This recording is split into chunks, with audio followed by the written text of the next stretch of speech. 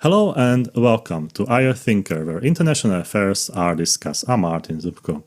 Today we'll be discussing an interesting topic, and it is related to terrorism, especially how to study terrorism through the Critical Terrorism Studies, which is the branch of how we can study terrorism.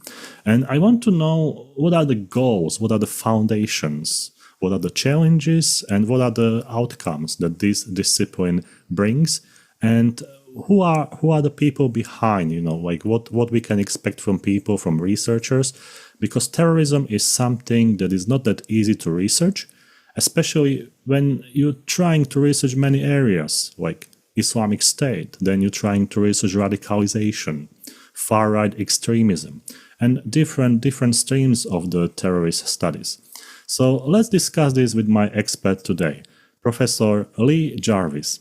Hello? Hello.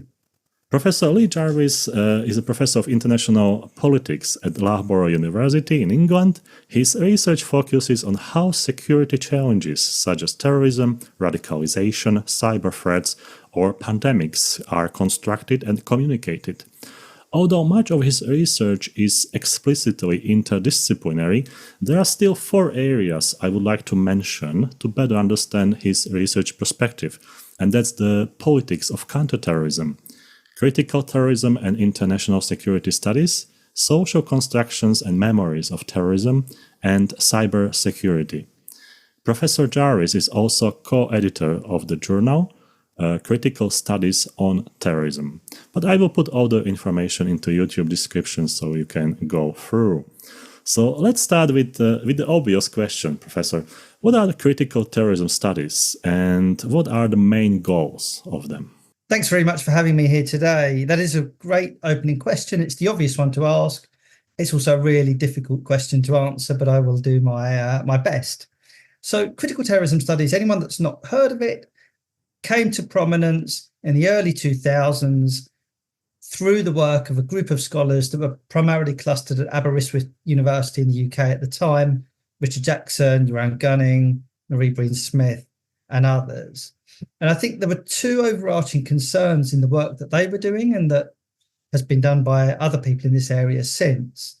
The first concern, the first goal, if you like, of critical terrorism studies is to criticise dominant ways of thinking about and responding to the problem of terrorism in the real world. To think critically about how states and other actors conceptualise the threat of terrorism and try to address it. The second goal is, I think, to criticise dominant ways of researching, studying, and teaching terrorism within academia.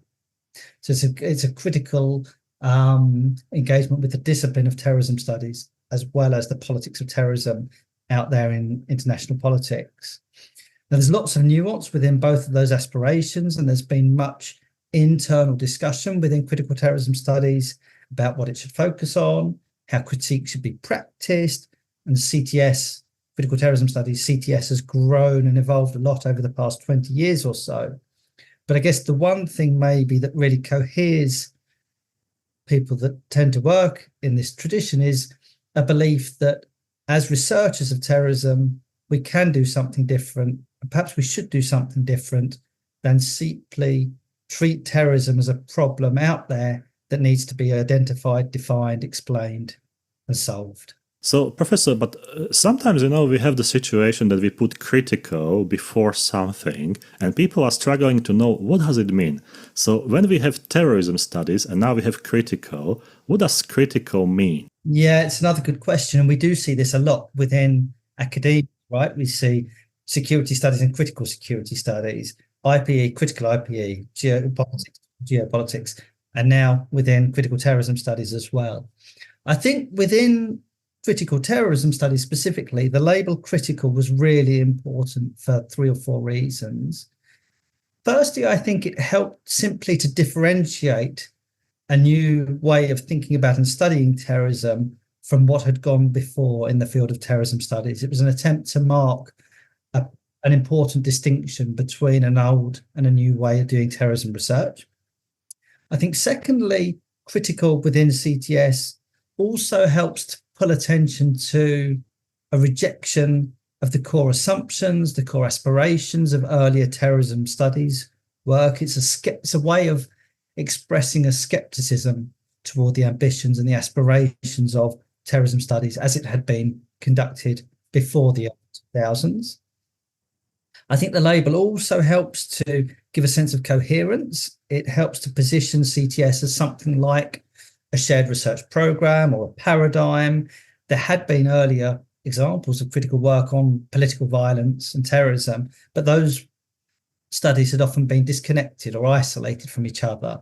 And thinking about critical terrorism studies is a way of creating a broad umbrella for people that are dissatisfied with traditional ways of studying this entity. And I think finally, perhaps really importantly, the label critical also really spotlights the normative emphasis of much of this work to really highlight that this is motivated by a desire to think carefully about some of the ethical questions raised by counterterrorism violence, by terrorism research and so forth. So I think the label critical does slightly different things, all of which are quite important. Right.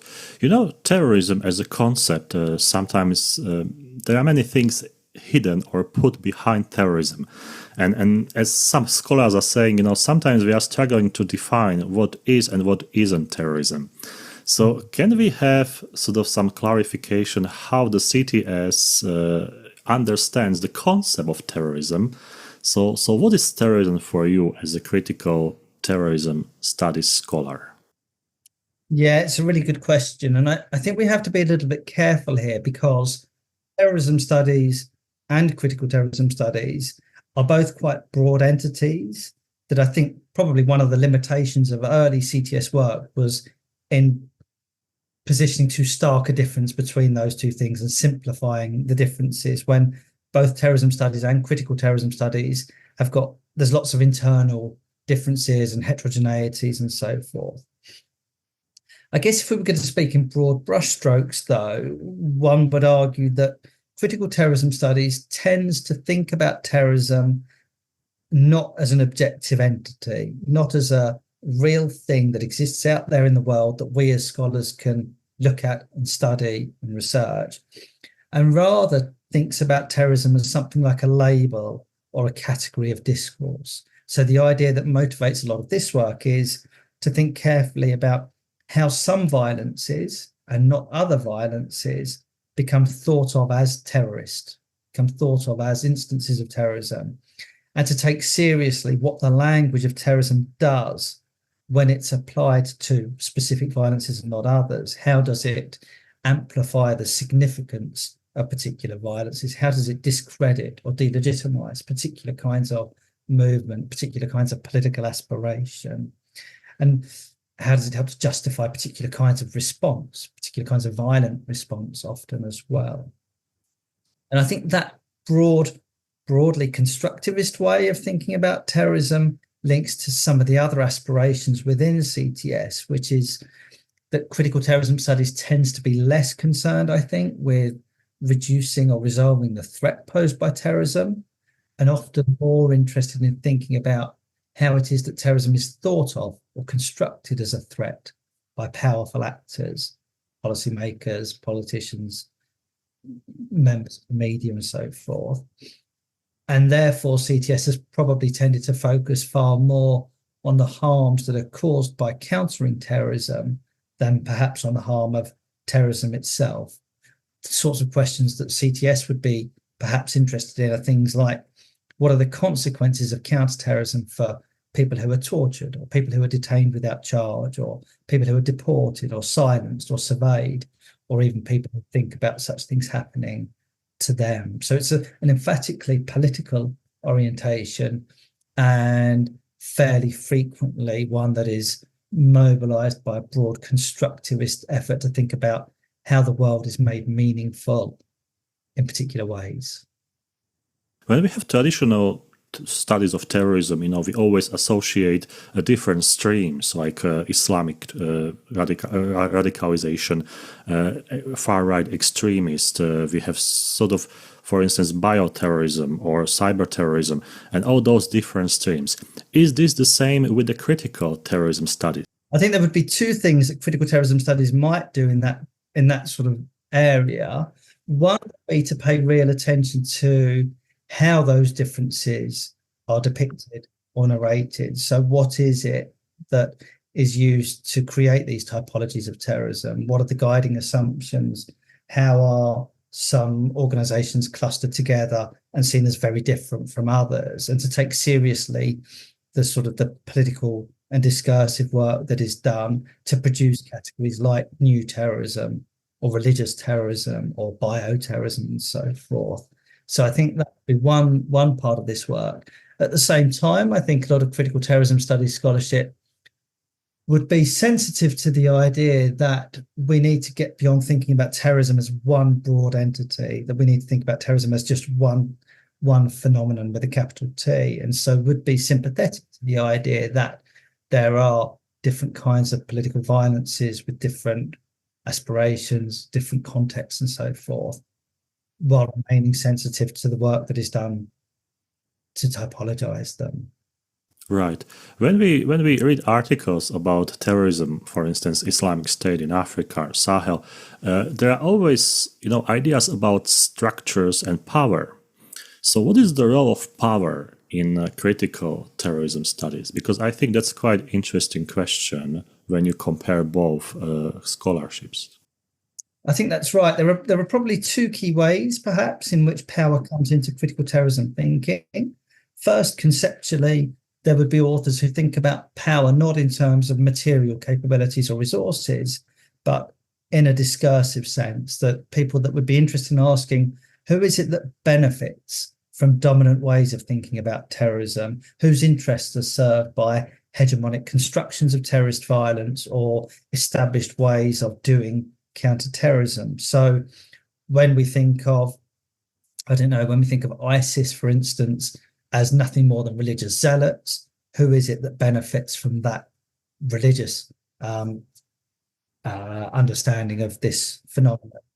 What types of counterterrorism does it render possible? Similarly, when we talk about things like jihadi brides, for instance, what kind of gendered assumptions and norms are being reproduced and put to work in those sorts of discourse? So that would be one way in which power features, to take seriously those kinds of questions. A second sense, though, I think would be that CTS often mobilizes a deliberately political ambition to question and critique those actors in the international system that are seen as having the most power, typically well-resourced states and their counterterrorism programs and actions. So I think an argument there for some people within critical terrorism studies would be that terrorism research historically has focused too much on the comparatively limited violences of non-state groups and has neglected the more extensive harms that are done by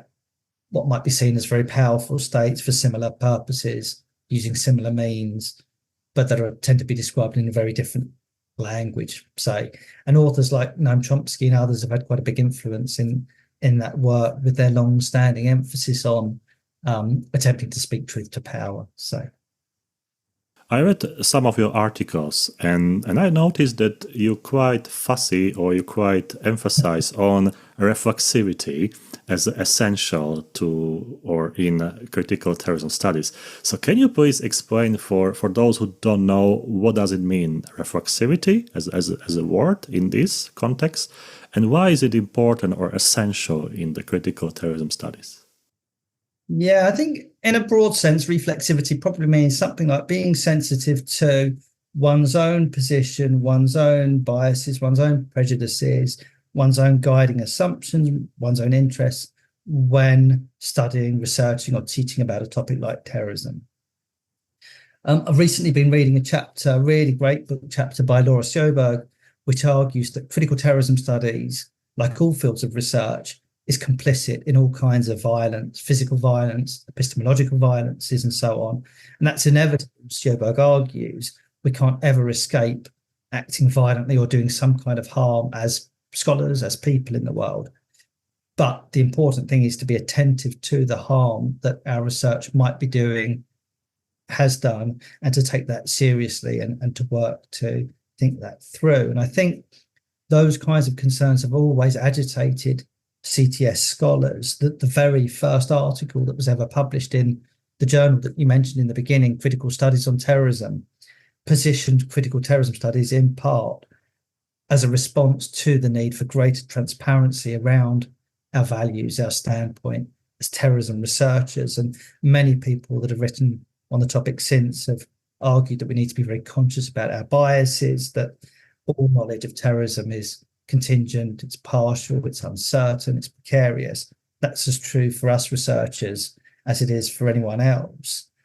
And so we need to take that seriously and not overlook it or hide it beneath a veneer of objectivity or science or something like that. And I hope that that aspiration toward reflexivity, toward acknowledging the limitations and the perspectival nature of our own work, I think one of the things that I take from that is that it should make us open to different ways of studying and thinking about terrorism, that if my approach comes from somewhere, benefits someone, is limited for all sorts of reasons, then it behoves me to be open to and interested in what other people are saying about terrorism and counterterrorism, I think. Absolutely. And sometimes you read articles and you see those sort of like assumptions, being published just to justify some policies. The government policies or special operational forces, they need something, and there are some experts who are willing to write. So I think this is a good point to recognize, that reflexivity is essential. Are there any shortcomings of the critical terrorism studies that we should mention before we go into more specific questions?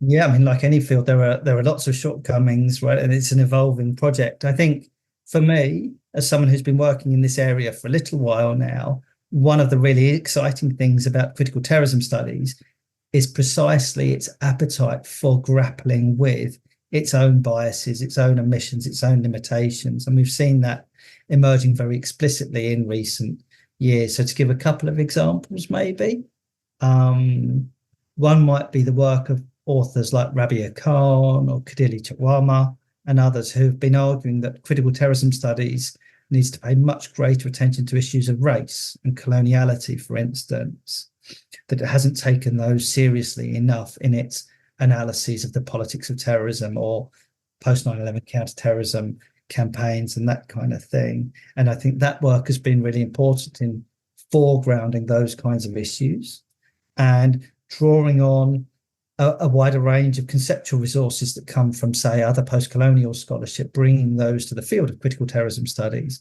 as a new set of theoretical tools or concerns with which we might engage.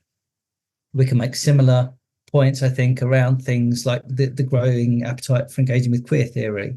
So critical terrorism studies has a pretty good tradition, I think, of drawing on feminist insight and paying attention to gender. But queer theory, for instance, has been neglected until relatively recently, and that's beginning to change now as well.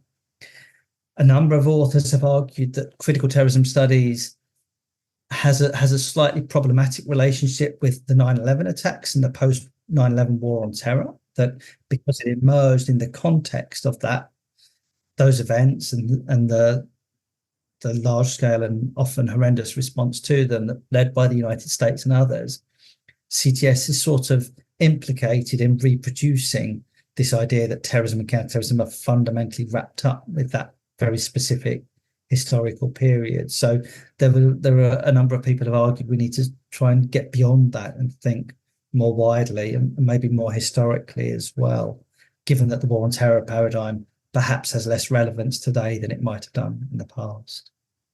When you mention the inclusivity and colonialism, I want to ask you like slightly different question before we go to more specific ones, and that's the understanding of the critical terrorism studies beyond the Western scholarship.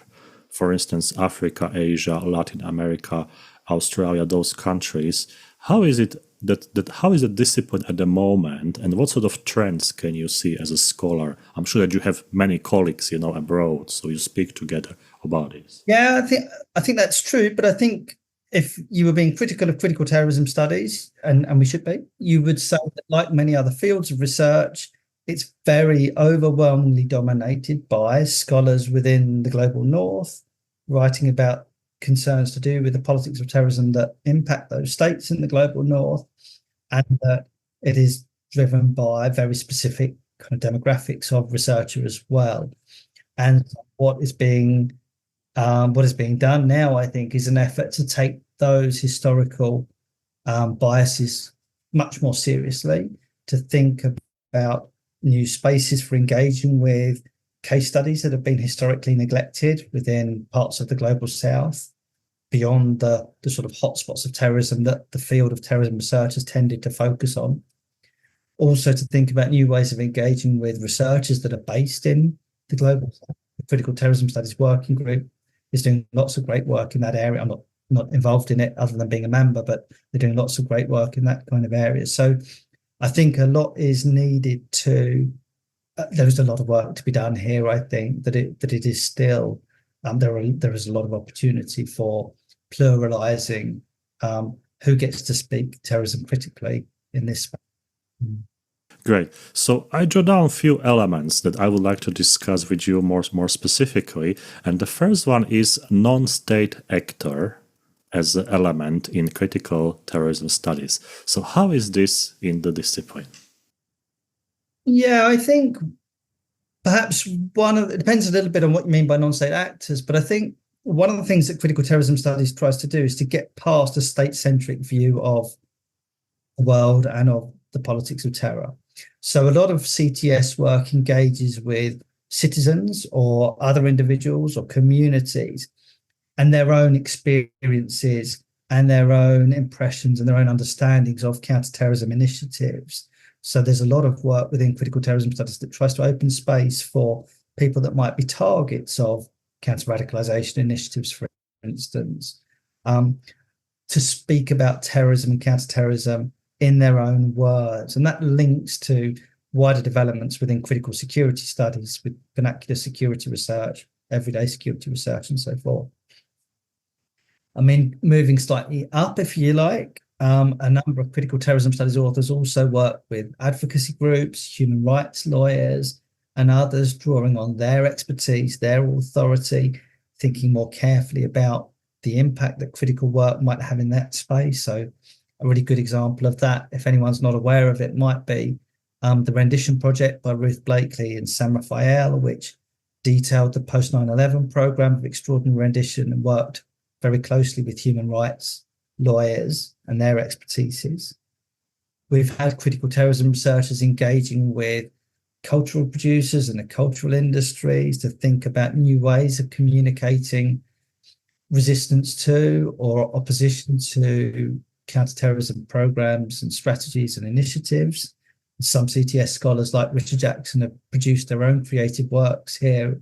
Richard Jackson wrote a novel called Confessions of a Terrorist, and other people have begun to think about those sorts of things.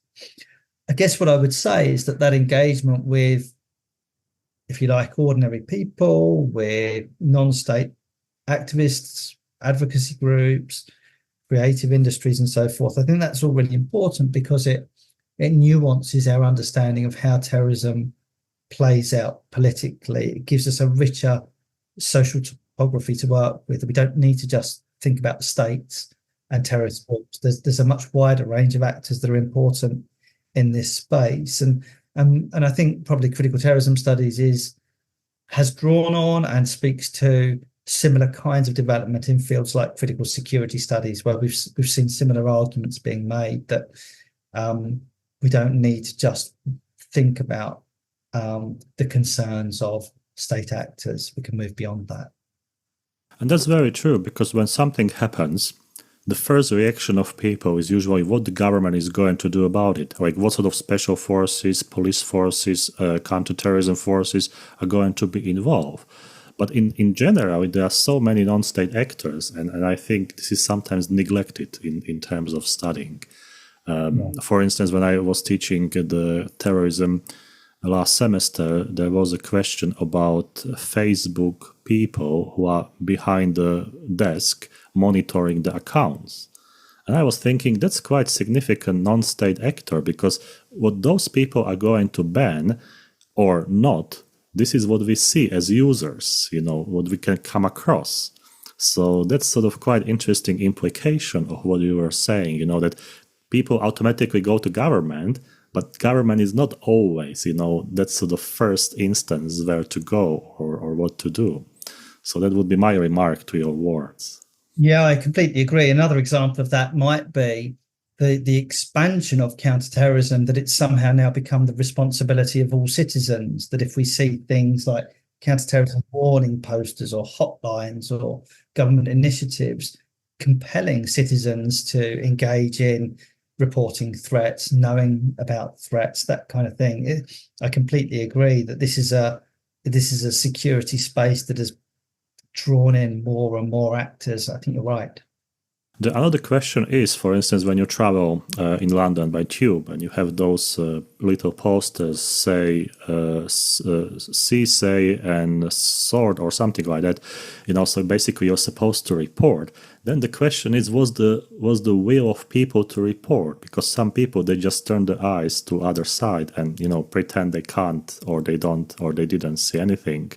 So that's also the good question, that sometimes you have tools or instruments how to report some suspicious activities, but the question is how many people are realistically going to call the number.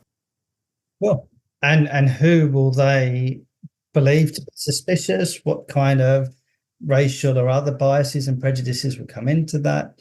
And perhaps we might talk a little bit further down the line about radicalisation, but you can make similar points in terms of the bringing in of teachers and doctors and others and university academics into this space as well. Yeah, this moves us to another question or element, and that's the media representation.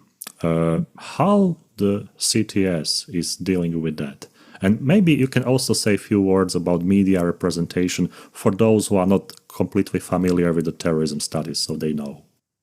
Yeah, there's been a lot of critical terrorism work on media representations of terrorism. And what I guess in broad sense that tries to do is to think about how terrorism and terrorists and counter-terrorists are represented or presented or depicted in things like films that we watch, Hollywood films and others, video games that we might play, novels that we read, the news media, the social media and so forth, and to think carefully about how terrorism is thought of in these spaces and sold to us, if you like, as consumers.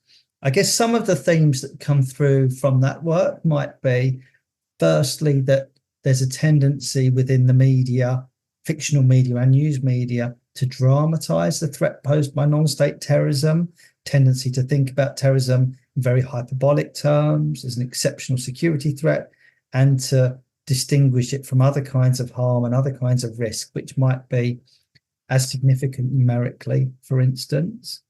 There's a lot of work that looks at how media discourse on terrorism helps to legitimize counterterrorism activities, for instance, by presenting torture as effective. The sort of, here's the good counterterrorism officers torturing a terrorism suspect, they find out where the bomb is and they get to it before it can go off. That kind of narrative that we see, sometimes referred to as the ticking time bomb scenario, and how media depictions of counterterrorism help to justify particular kinds of harm and violence that may not be as effective in the real world, for instance. There's lots of work which it tries to take seriously, guess how the figure of the terrorist is racialized or gendered in particular ways, what kind of tropes are used to who is presented as a terrorist in these spaces. And quite often we find that it is non-white people, that it is Muslims or people from Middle Eastern backgrounds, often portrayed in hypermasculine terms as well, those sorts of things that give us that build up a sense that terrorism is the work of particular kinds of people. And I guess all of that work raises really interesting questions about what do we think that these things do? What do we think that the news media or films that are engaging with terrorism do for viewers or gamers or readers and so forth? And I guess lots of CTS work would say we need to be a bit careful perhaps in saying that there's a causal consequence of these things, that I watch something and therefore I act in a particular way as a viewer, that it's probably more complex than that, because I bring certain ideas and assumptions to my reading of these novels or watching of these films.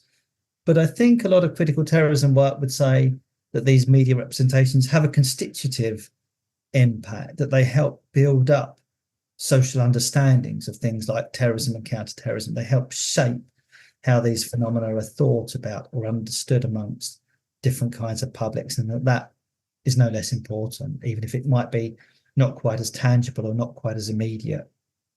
And many times we have a very dramatic comments about those events or those representations. I remember one example from the UK where there was the incident in London, and the commentary was made by people who were basically reading the script. They had zero knowledge about terrorism, but their narratives and how they spoke, what sort of accent, what sort of intonation, was there. It all looked like the end of the world is coming, that sort of dramatic, situation. And then people think, this is not what we want. We want like more realistic base of what terrorism really is. And I think this is sometimes missing in media, no matter what sort of media we have. Also movies, like films, what you have on the internet. Now on YouTube, it's very common, the propaganda, from many perspectives, about terrorism. So this is what we have to be careful and always verify what's behind, what sort of facts are behind what we see. I completely agree. And I guess the work of people like Mueller and others is one of the things that he tries to do is to show us that very dramatic, very attention-grabbing forms of harm, like terrorism, often responsible for far less human suffering than much more banal, much more ordinary, much more everyday sources of harm that don't get the newspaper attention, they're not so dramatic, they don't capture our interest as readers of novels and so forth. But we need to take that disjuncture very seriously because it's important. What would you say about the ethical considerations when studying the terrorism? Because all we said, always moves us a little bit to another topic, and I think this is quite interesting as well. Yeah, I think many people that work within critical terrorism studies would say that ethical questions are central to what we should be doing. That one of the things that differentiated this work from some of its precursors was an attempt to think really seriously and carefully about moral and ethical questions about the politics of terrorism, about political violence in the world, but also about our work as researchers. There are different perspectives on what it means to do CTS ethically. I think most researchers in this tradition, and I guess in many other traditions too, would say the starting point should be try to do no harm, based on a commitment to work transparently as a researcher, a commitment to take seriously the risks that we're causing for the subjects of our research, the end users of our research, and to engage sensitively with different communities and individuals that might come into our orbit, if you like, so victims of terrorism, informants, members of suspect communities, so forth.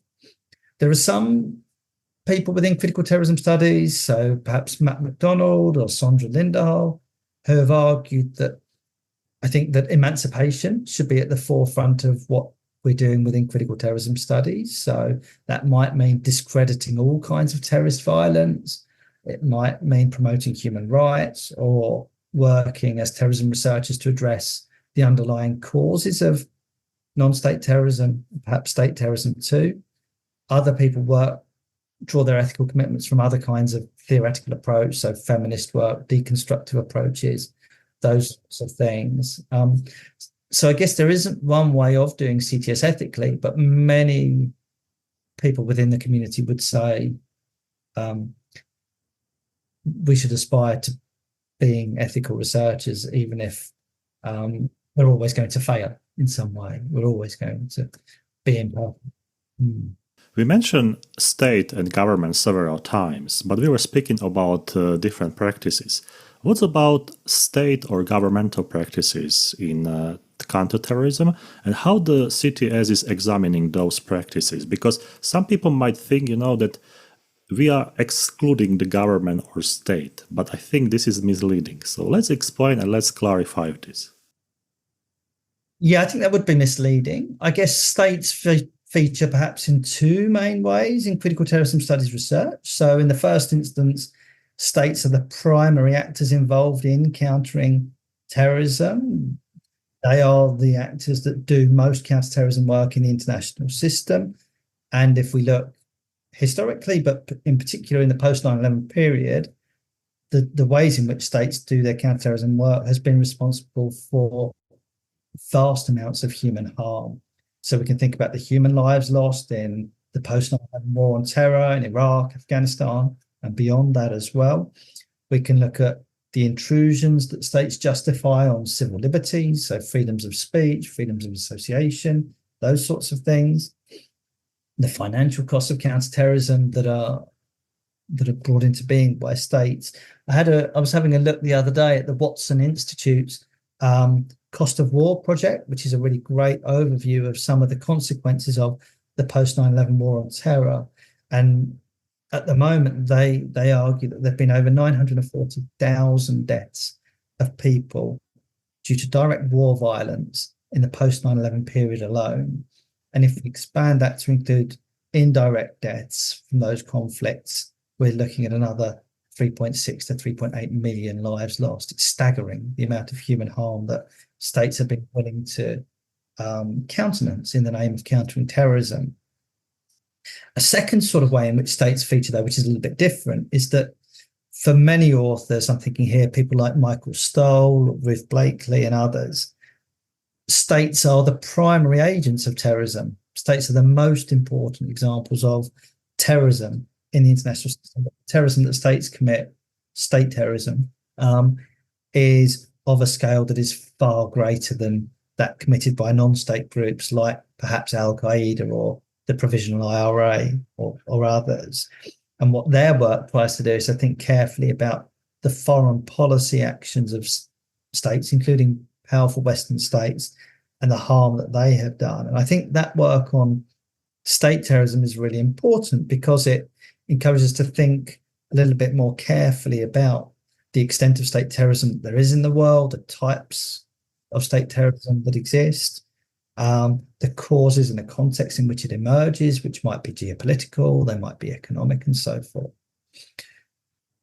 There's a bit of me that's a little bit skeptical about some of that work. I think at times it risks essentializing the state and approaching the state as an entity that rather than something much more fluid and internally divided and complex. I think also that work on state terrorism doesn't always fit very comfortably with other CTS work on terrorism discourse, and which is skeptical about the very idea of anything being inherently terroristic, if you like. But the work within CTS on state terrorism has been so important, I think, in identifying and pulling attention to the illegitimacy of violences like drone strikes or extraordinary renditions or torture and so forth, and I guess tries to capitalize on the power of the label of terrorism to really force us to take that seriously. That's also very critical, to understand what does state mean. Because state in European Union, United States, Asia, Africa, that also has some sort of different dimensions, or we can say levels of quality. So that's also quite interesting, when you research states and what is the state, what sort of state forces you have. But let's go to another question, and that's quite interesting because I taught one course about terrorism, and I gave two examples of how terrorists are treated in the United States and European Union in terms of human rights. So in European Union, even if you are a terrorist, you still have human rights to some extent. But in the United States, that's not that important. And some students ask me, so should a terrorist have human rights or not? So my question to you would be how the CTS is approaching the human rights and that sort of balance between security forces and human rights forces. So we try to find sort of balance how to investigate, how to deal with terrorism. Yeah, I think critical terrorism studies would be very skeptical about the idea that we should prioritize security over rights, that we should prioritize security, particularly national security, over the rights of individuals. It would be a very unusual argument, I think, within a lot of critical terrorism studies literature to say this is justifiable or appropriate or morally acceptable. But I think a lot of that work would go a little bit further still and say, actually, we need to reject the idea or question the idea that the balance between these two is an oppositional one. We need to question the assumption that these two are in contrast with one another. The more security we have, the less rights people have, or the more rights people have reduces our national security, if you like. I guess most people, or many, that's not true, many people within critical terrorism studies would argue that probably they're much more closely intertwined, that increasing rights actually increases security, that it's a mistake to think about them as a balance. I think it raises questions about policy relevance, maybe, that there's a big debate within critical terrorism studies as well about to what extent should we try and engage with and influence policymakers. So is it our responsibility to think about and propose better ways, more humane ways, if you like, of doing counterterrorism? Or on the other hand, does doing that help to legitimize forms of counterterrorism that are harmful? And does it also risk jeopardizing our critical distance, our objectivity, maybe, as researchers? And that debate is an ongoing one. I think there are some people that are much more comfortable arguing that actually, if we want to criticize how states do counterterrorism, we need to speak to them. We need to speak to states. Others that would say, actually, our focus should be on community groups, advocacy groups, activists, and those kinds of actors. And again, many of those questions, they come from students because they watch several YouTube videos, movies, and there are always those sort of like a secret service black site prison somewhere in Central Asia or I don't know, Africa, and people are tortured and they want information firsthand, so therefore it's a very interesting topic to research, where to position your sort of like perspective as a researcher, because I think that's quite useful then in practical life what to do, because in general, at the end of this there is a special forces officer or police officer or investigator who is dealing directly with terrorists, with the person. So it's in-person relationship that they basically trying to develop during those activities. So that's quite interesting to research. What about technology? We know that Islamic State and various different terrorist groups, they use technology more and more. And it's not only social media, but it's a sophisticated way how to transmit information about ideology, what we want, how to recruit young people, how to offer some sort of meaning of life, as we can say it in that way. And it all goes through electronically, through media, through social media, through Telegram, through different messengers, forums, online, and everything. So this phenomenon of technology development and terrorism, how is this in critical terrorism studies? Yeah, I think this is probably one area where there's a lot of scope for more to be done. I think there's been a lot done within maybe more traditional forms of terrorism research on precisely those kinds of dynamics that you're talking about, the different ways in which particular kinds of violent actor use digital technologies for various purposes associated with terrorism, if you like. And I think there's a lot of capacity to do more of that pursue those sorts of questions within critical terrorism studies. There's a body of constructivist work that is interested in how it is that the combination of terrorism and technology is seen as more threatening, the way in which technology is positioned as a threat within government discourse, media discourse, and so forth. So a really good example there might be this idea of cyber terrorism, the idea that there are actors out there who are going to use digital technologies to cause some kind of mayhem or harm on the other side of the world, maybe attack air traffic control systems, or poison people through changing amounts of nutrition in food processing plants, those kinds of scenarios that people have written about. And what a lot of the critical terrorism work does there is to sort of pull attention again to how those sorts of fears might be put together, perhaps exaggerated. Big great books by people like Andrew Whiting and Gareth Mott on those kinds of questions. I guess in that broader sense, though, that you mentioned in terms of things like propaganda online and those sorts of things, I mean, perhaps I would say that that opens up other things for critical terrorism studies to engage with. And so there has been a body of work looking at online magazines like Debunking and so forth that so-called jihadist groups put out in order to recruit or proselytize or whatever it is. And there's a lot of interesting work done on how these sorts of digital resources work rhetorically and in a communicative sense. And we're now beginning to see some CTS work beginning to engage with wider technological questions around sort of artificial intelligence and those sorts of things. My guess is that we'll see more of this coming through over the next 4 or 5 years or so. Do we have any sort of technological terrorist incident from the UK as an example? Just to tell a few words to people who are not familiar, what does it mean? How can I use technology to cause a terrorist incident?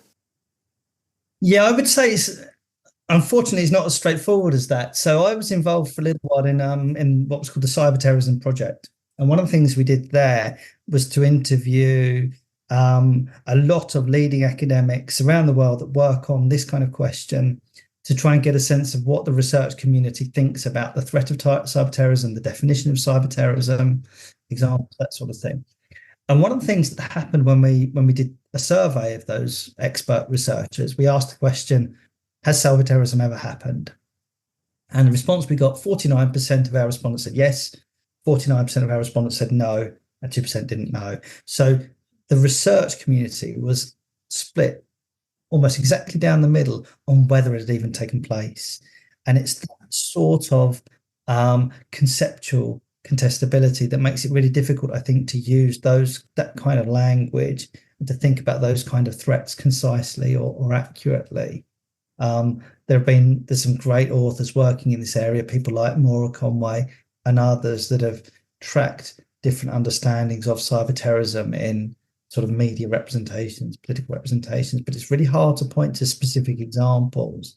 And many people would say, actually, it's sort of it's a label that's waiting real world applications, if you like. Absolutely. At the beginning, I mentioned that your name is associated with the interdisciplinary research. And when we speak about terrorism, it's quite interesting to know that there are different fields when it comes to academics that we are collaborating with, or we have a cooperation through the projects. So what is the meaning of the interdisciplinary in CTS? And based on your experience as a scholar, what's the effectiveness?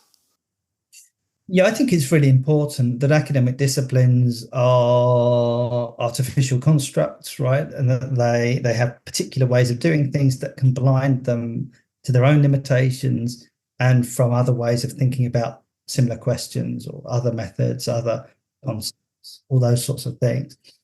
I guess one of the things, so terrorism studies is a very broad field, is sort of notoriously self-critical, that it's always criticizing itself. But I think if you were going to be sympathetic towards the field of terrorism research, one of the things you would say is that it's always been inherently interdisciplinary, that it's always been populated by political scientists, international relations experts, psychologists, economists, and so on and so forth, criminologists and others. And it has drawn insight from those different fields, and you've seen learning within it because of sort of interaction of those different scholars with their different training and the sort of problem. And critical terrorism studies, I think, draws from those sort of social scientific approaches as well, but also maybe slightly more from arts and humanities-based approaches, that there's been a lot of people come to critical terrorism studies with a background in fields like gender studies or cultural studies or media studies. or people that draw methodological inspiration from narrative-based approaches, for instance, given the interest in discourse and language in this area. And I think there have been some really great efforts within CTS to draw insight from other fields. So Charlotte Heath Kelly's done lots of work on memories of terrorism, drawing on memory studies, thinking about how memorials are put together and how they work to communicate the threat of terrorism. Other people have done this through work. So Keith Hayward did some work on cultural criminology, and there are lots of examples of that. And I think my own view would be that interdisciplinary work that draws on insight from different approaches is difficult. And often it's sort of disorienting because we're working with literatures or assumptions that are not familiar to us. We don't have training in those areas. But I think it improves the analytical agility of fields like critical terrorism studies. It gives us new resources to make sense of the things that we're studying in it. And it gives us maybe tools to address critics and criticisms as well. It makes fields like critical terrorism studies more resilient, perhaps. Is there any field that you like collaborating with from outside of your international relations and political science? Yeah, I mean, my most recent book was written with a law professor and a criminologist. I've done work with people that work in media studies as a background, political scientists, relations experts. I'm really, really interested in trying to learn from these different approaches as much as possible, really. Great. Let's talk a little bit about being sympathetic to the CTS, and that's about some potential biases that traditional terrorism studies maybe they have, but CTS can or aims to uncover and address those issues. Yeah, so I guess some of those things we've alluded to already. So one would be a concern with the traditional idea that terrorism has an objective essence, that it is a specific kind of entity rather than people. Another one might be the prioritization of the state as the referent within terrorism studies, that terrorism studies, CTS would argue, historically has been about making the state more secure from the threat of terrorism, and there would be a sort of ethical and political concern with that. We might say critical terrorism studies is concerned with the prioritization of powerful states in the international system, that terrorism research has been often about securing the already very secure at the expense of others, hence the traditional focus on cases like Northern Ireland or Israel that are of clear interest to powerful states in the system.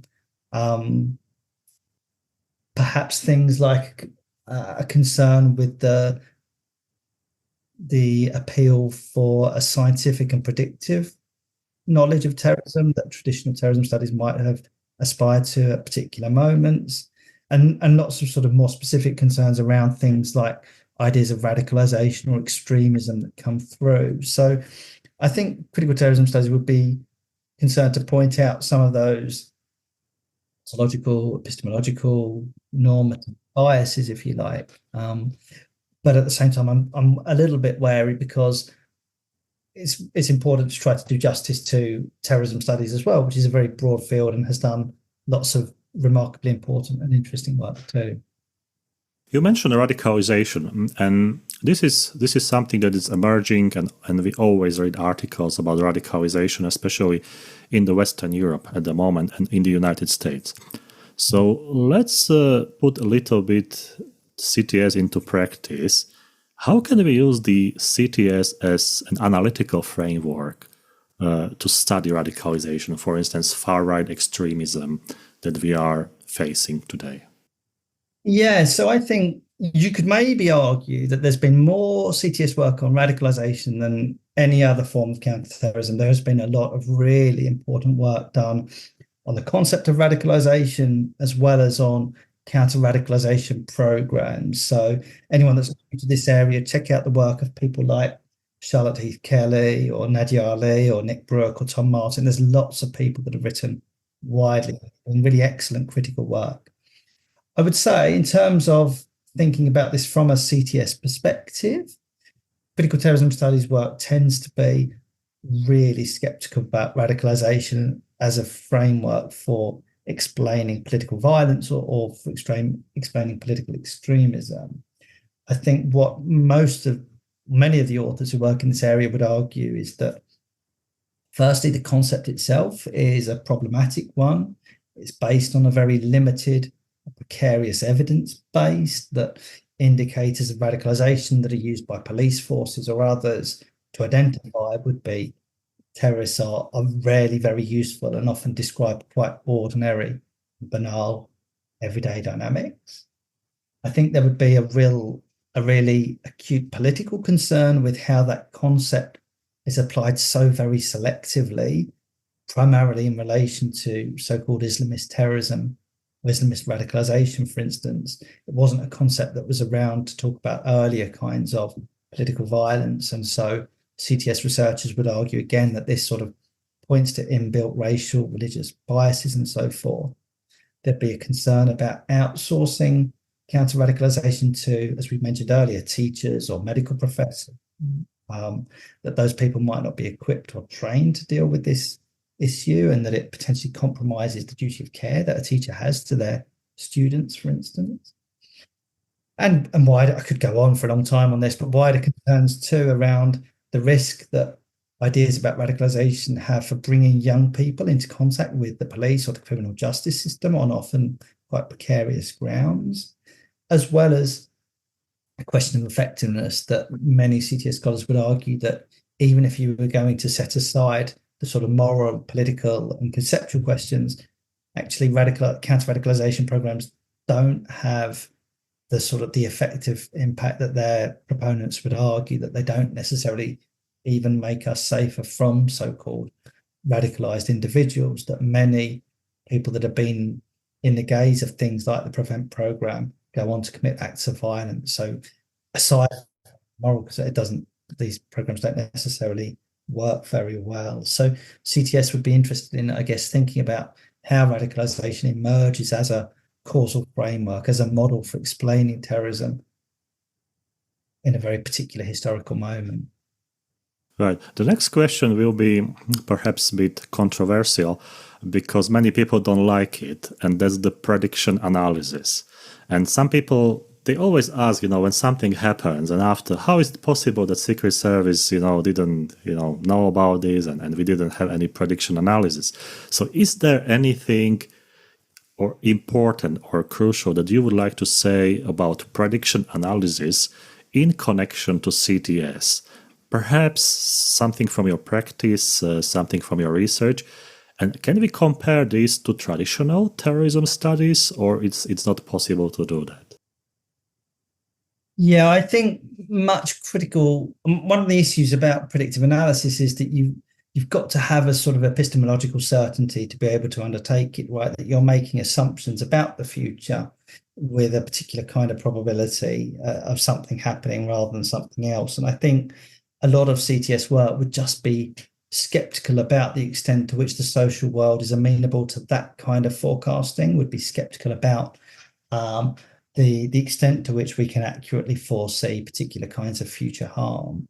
And so again, what critical terrorism studies would tend to do, I think, would be to reverse the terms of the question around and to say not how do we predict acts of future terrorism, but what do efforts to predict future acts of terrorism do, and would be interested in how things like terrorism warning systems, risk analysis technologies and so forth don't reflect threats that are already out there, but produce or construct them and encourage particular kinds of response, that when particular warning systems go up the scale, particular resources might be moved or particular kinds of initiative might be brought into being. And so there would be an effort to think about the sort of contingent and political nature of those efforts of prediction. I can't think of any critical terrorism work that would be explicitly predictive in its focus in that way. I think it's also very difficult to write such a paper or research because of individuality. Like each terrorist is different. And when we have some warnings, for instance, now we are having Olympics in Paris, and there are so many articles about possible terrorism or possible terrorist attack. This is all generalizations. There are certain categories of people they're focusing on, but in reality, if you have, let's say, 2 million people coming to the country, it's almost impossible to create individual profile for each visitor or each person. So I think prediction analysis is very useful, but we have to count with the limitations of it. That's my opinion.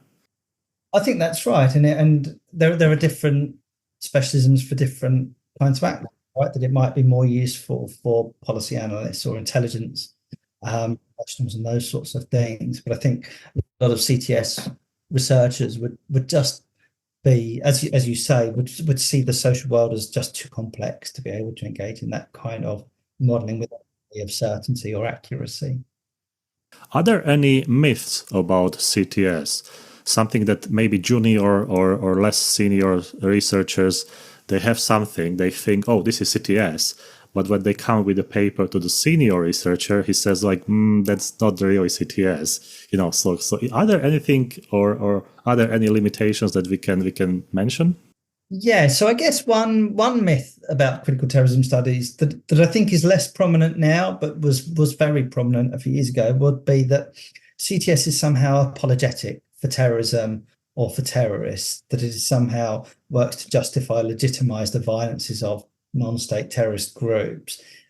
I think that's a bit of a lazy criticism, and it's less common today, as I said. But so I would say that there's no reason why attentiveness to the deeply political nature of terrorism, counterterrorism, means that we're already legitimizing particular kinds of violence. And most CTS researchers, rather than being apologetic for terrorism, would be very keen to delegitimize all kinds of violence by the state, by non-state groups, and so on.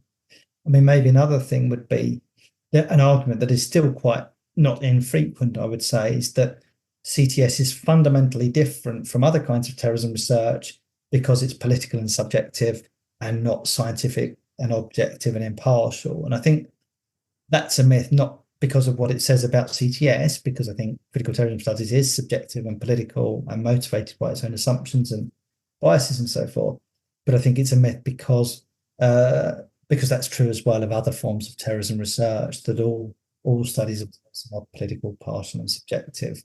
And I think maybe one of the things that distinguishes CTS, as we began a little while ago, that it tries to take those partialities seriously. Okay. The last question, Professor Jarvis, for today's interview, and this is for our viewers and junior researchers. What do you think, where should they go to find some prospective areas, or maybe some areas that are not researched enough, so they can bring some value to the discipline? They can contribute with a good paper, and they maybe struggle to find some areas because terrorism usually is associated, with those generalizations that we have in media. But maybe there is something that you might mention which might be interesting for those people, and maybe there are some areas that you think need more research. So, what's your opinion? Yeah, that's a great question. It's a question I've been trying to think a little bit about. I wrote a paper, my most recent paper, on the 3 waves of critical terrorism studies. And one of the arguments I make in there is that critical terrorism studies is much more plural, diverse, and heterogeneous than we sometimes think, that it's a very broad umbrella that encompasses a lot of different ways of thinking about terrorism, a lot of different case studies.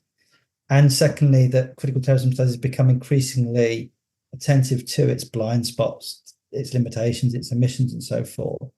And I think both of those things open space for new researchers to come into the field, if you like, to contribute to the field, that in terms of sort of pluralizing it even further, but also thinking carefully about the limitations of earlier work that had been done in this area. And as I've said, there are lots because all research is limited in some way or another. In terms of thinking about putting together research projects in this area, if people are interested in critical terrorism studies, I guess the first thing to do would be to look at existing work that's been published. So have a look through the journal, Critical Studies on Terrorism, and see what kinds of topics are not covered there. Have a look through the Routledge Critical Terrorism Studies book series and see what's being written about and what isn't. I think the gaps can be empirical. So there are no doubt lots of case studies or examples of so-called terrorist violence in the world that need more attention, or counterterrorism activities. But there are lots of examples of cultural and media representations of terrorism that haven't been taken seriously. Can we think about examples outside of the global north that, as we've said, has dominated critical work on terrorism as well as more traditional forms of terrorism research? Are there opportunities for new forms of interdisciplinary engagement with other approaches? Critical terrorism studies has done less so far in terms of engaging with things like quantitative methods or very traditional scientific pursuits. Are there opportunities for greater engagement with computer scientists or engineers, AI specialists, and so forth? There have been people that have written very recently on the lack of really deep engagement with history within fields like critical terrorism studies, and how there's still a presentism, there's still a focus on the 20th century rather than other forms of terrorism and counterterrorism before that. So there might be opportunities there.